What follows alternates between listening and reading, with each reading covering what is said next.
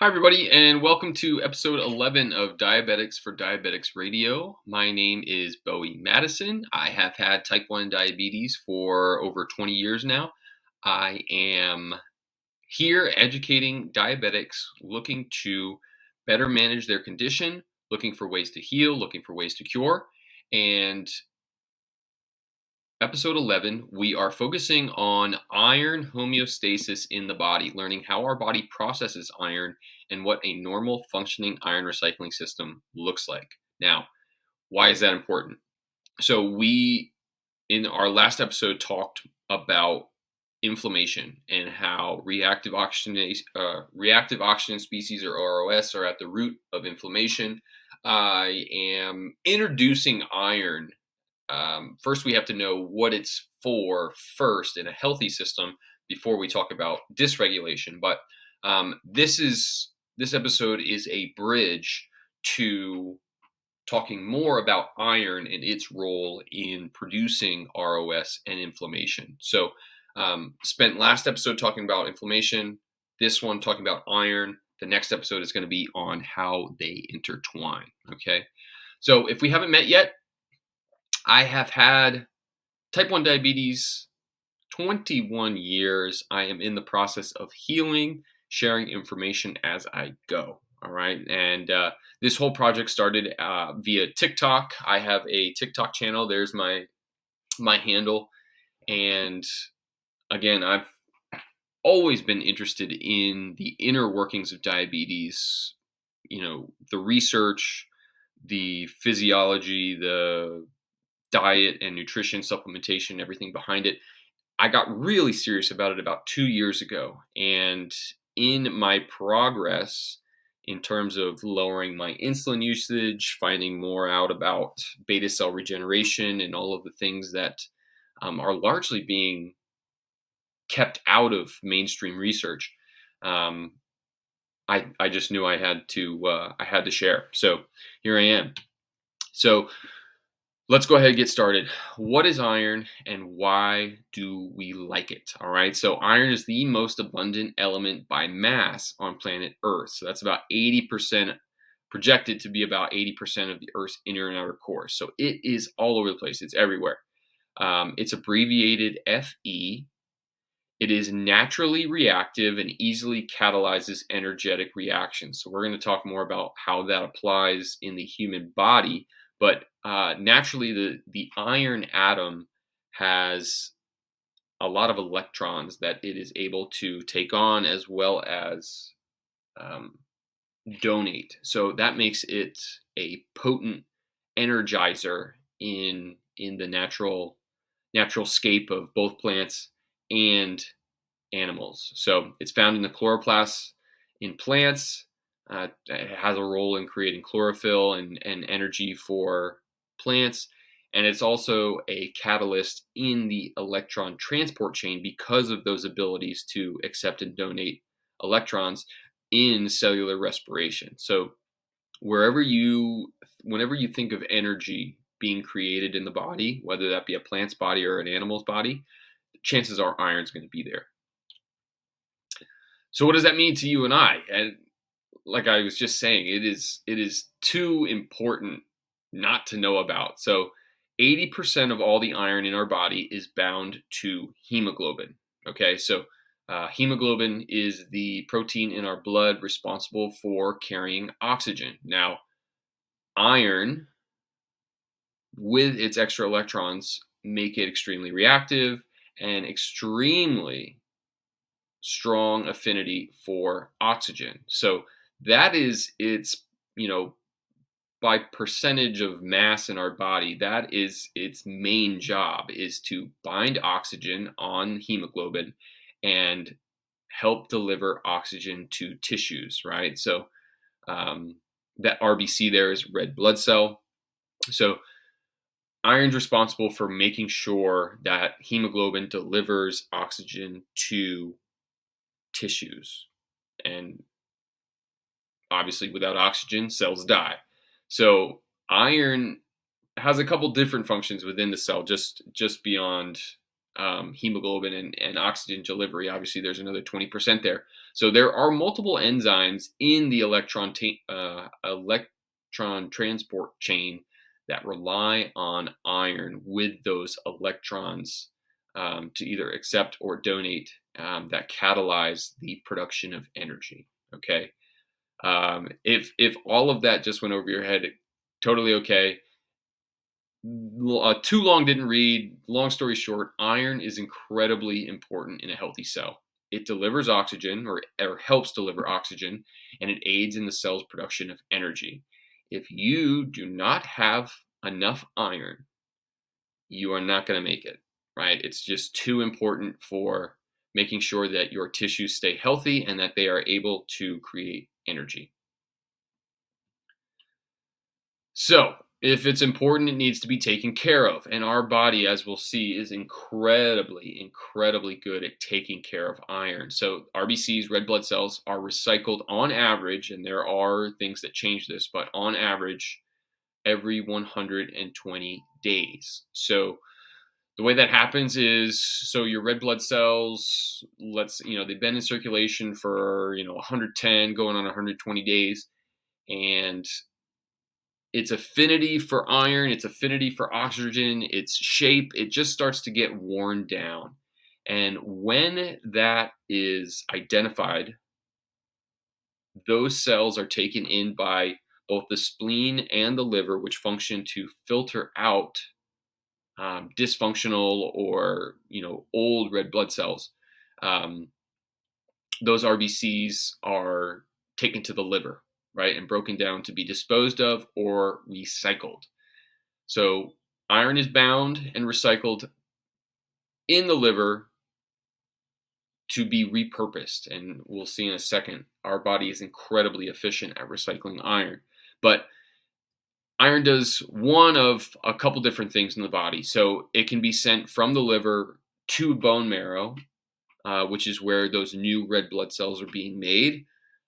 Those new red blood cells will be bound with iron, get bound with oxygen, and then they're kind of on their way to start their new life as a newly made red blood cell. It can go to the cell for iron-dependent reactions, like we mentioned, the electron transport chain. Just every cell uses that to create energy, so it's going to need iron there. It can be stored in the liver. So the liver is the site in the body where extra iron is stored. And if there's just too much, or the iron, it's time for the iron to go, it gets excreted via urine, mainly via feces, but it can leave both ways. Okay. So, like I mentioned before, the iron recycling system is incredibly efficient. So 95% efficiency, 95% of iron in circulation is going to be repurposed within the body, right? So we really, really don't need a lot coming in, right? That's only a 5% loss. And our body's capabilities reflects that. So the human body is capable of excreting only 1 to 2 milligrams of iron per day.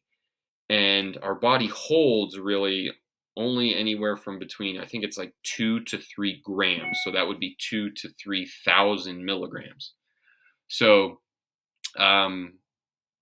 very important to remember, in a healthy system, our body recycles 95% of the existing iron in the system. It only gets rid of, and is only able to get rid of, a very small amount on a daily basis. So when we look at iron and the things that it does in the body, it's clear that there's something magical or magnetic, pun intended, about iron. So iron is the life of the party wherever it's going. It is full of energy with those electrons that it's ready to give and take. It's ready to react. It is very reactive, particularly with oxygen and water. We're all familiar with rust in the external world, right? Wherever it is, energy and life is being sustained. Now, it's important to remember, and this will come into play in the next podcast when we talk about iron and its role in inducing inflammation. is that iron can be almost too reactive if the body isn't careful in making sure that it has a chaperone. So there are a select few enzymes and proteins that are responsible for making sure that iron is basically the lid is kept on the effects that iron can have, right? So let's meet some of them. Iron's friends: ferritin, transferrin, ferroportin, and hepcidin. So those are the main um, proteins that I'm going to focus on in their relationship with iron and how they affect iron balance in the body. Ferritin, which is something everyone is familiar with if you've ever gotten a blood test and learned about your iron status in the body. If you've ever dealt with anemia, this is how the current medical system judges your body's iron levels in the blood via ferritin. So ferritin is the protein that binds iron as it's being stored in the cell. So take note of that as well. Again, that's something we'll cover later on. Right now, it's being used to measure circulating iron in the blood when really it's meant to be binding iron stored in cells. It can occasionally serve as a transport protein when iron is in circulation, but it's really meant to be kept in the cell. Ferritin bound iron is soluble and non-toxic, right? So that's an important part of all of these proteins that I'll talk about, is that iron needs to be bound, because if it is not, if it's just kind of free roaming and floating about, it can cause problems because of its reactivity. And then you have transferrin. So transferrin is a protein of the liver whose main purpose is to transport iron into circulation, right? So transferrin, this is like the taxi, taking iron where it needs to throughout the body, right? So, you know, it's being stored in the liver, bone marrow, where the red blood cells are made, needs some iron. What does the liver do? Liver binds the iron to transferrin. It transports through the blood to the bone, where it is bound to the red blood cell, right? So transferrin transfer, that's the movement protein of the main movement protein of iron in the body. And then ferroportin and hepcidin. So ferroportin, think portal. Ferroportin is a membrane protein that lives within the cell membrane and serves as the channel that allows iron to exit cells. So it is the only transmembrane protein known that allows for the movement of iron in and out of the cell. Okay, so extremely important, right? So we have iron in every cell. It's obviously recycled very efficiently. Ferroportin is how it's getting in and out of the cell, right? So um, when we think of, later on down the road, when we think of iron and its reactivity, it being able to move effectively is very important. We don't want iron stuck in the cell. We don't want it stuck out of the cell. Ferroportin is how it's moving. And then we have hepcidin. So hepcidin is a protein made in the liver that serves as a gatekeeper of iron into and out of the cell. It's called the master iron regulator, right? So I think of it like the warden in the prison, right? It's determining whether or not the gate's open. It's responding to the body's needs to basically say whether it goes in or out, whether it's in circulation or whether it's being kept to wherever it is in the cell. So iron doesn't move unless hepcidin says so. Very important protein. Like I said, we'll learn about the implications of these things in a dysfunctional state in a later podcast. But for now, just know ferritin binds the iron in the cell. Transferrin is what transfers the iron in the blood to where it needs to go. Ferroportin is the portal in the cell membrane that allows the iron to be transferred in or out. And then hepcidin is the one making the decisions on whether or not it's going to be bound in the cell or whether it's going to be released into circulation. So now let's talk a little bit more about the process that the liver goes about in handling all of the iron. So you remember the four ways that iron can be used, right? It's either going to the red blood cell, it's either going to the cell, it can be stored in the liver, or it can be excreted. Okay, so in terms of what it's doing in the body, it can either be actively recycled, right? So macrophages are basically like kind of like the garbage trucks of the body. They're picking up things that need to be thrown away or recycled and bring them to where they need to go. Um, it can be taken in by food, right? So iron is absorbed in our small intestines, in the food that we eat. Um, Plenty of iron-rich foods. Leafy greens, meats. You know, whether or not you're supplementing it via iron supplements or a multivitamin, it all gets processed the same way food does and absorbed via the small intestine. Now, there is always a certain degree of iron bound to transferrin in circulation. It's all kind of en route to where it's going to end up. That can be in the blood, going to bones. It can be going to cells where it's needed. It can be going to the gut to be excreted. But there's always just a little bit in motion to where it's destined to go. And then that storage in the liver, right? So decent amount of iron can be stored. The liver is just so important, and I did an episode on the significance of the liver in a diabetic's health, and its ability to hold iron is a huge factor in diabetes, and that's something we'll cover in a later episode as well. So um, the liver is like the storage crate for all of the extra iron that we may need on a rainy day, or if we excrete some, we need to put more into circulation. It all comes from the liver. And then, of course, the 80%, like we mentioned before, where most of the iron in our bodies is actively being used, is attached to those red blood cells delivering oxygen to the cell.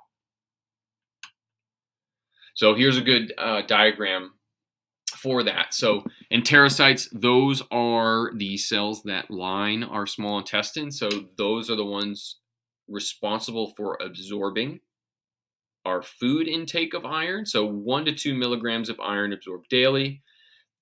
You'll see in the bottom left-hand corner those macrophages. So those are basically all of the recycled iron bits that are being taken from those circulating red blood cells.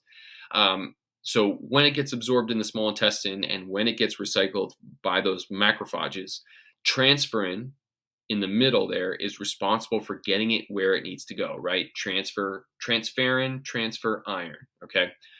So 1 to 2 milligrams of iron absorbed via the small intestine, 600 milligrams of iron being recycled via those macrophages. Remember how efficient 95% our iron recycling system is.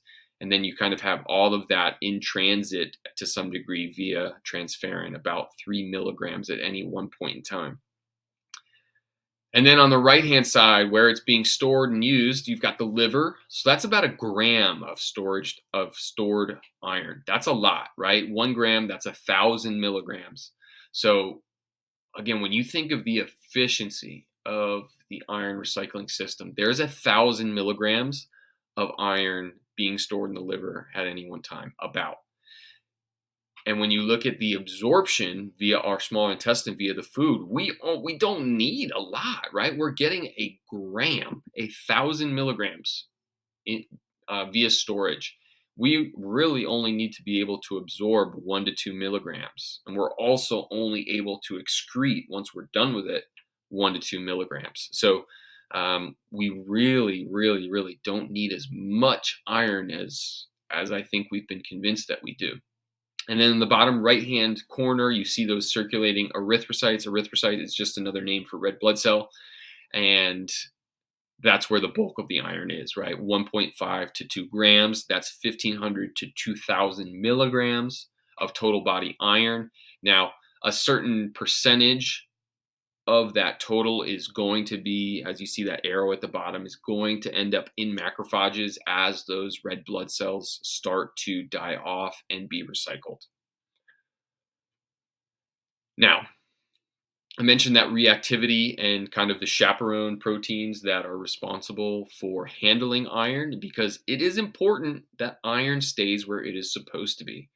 And that is all in regards to how reactive iron is. So, iron in its free, unbound form can react with incorrect tissues, substrates, and molecules. And this, as we'll find out later in the podcast following this, can wreak havoc in the human system, right? Because iron is quite clearly pro-oxidative, right? Just because of it, its affinity for oxygen in red blood cells and its ability to deliver oxygen in a controlled setting, it is very quick to react with a lot of different oxygen species. If you'll remember reactive oxygen species from the inflammation episode last time, iron is very quick to react um, and oxidize things. So it's always important now that we kind of have a good idea of how the liver and the iron recycling system works and where you're supposed to have iron in the body, what happens when it doesn't go to plan, right? So two common conditions that you are probably familiar with, one more than the other. Um, Not enough iron, and then too much iron, right? So not enough, that's iron anemia. So this has been labeled the most common nutrient deficiency worldwide, affecting around 10 million people in the US, even more so worldwide. I don't necessarily agree with this, with that statistic, or the way that anemia is being used or labeled.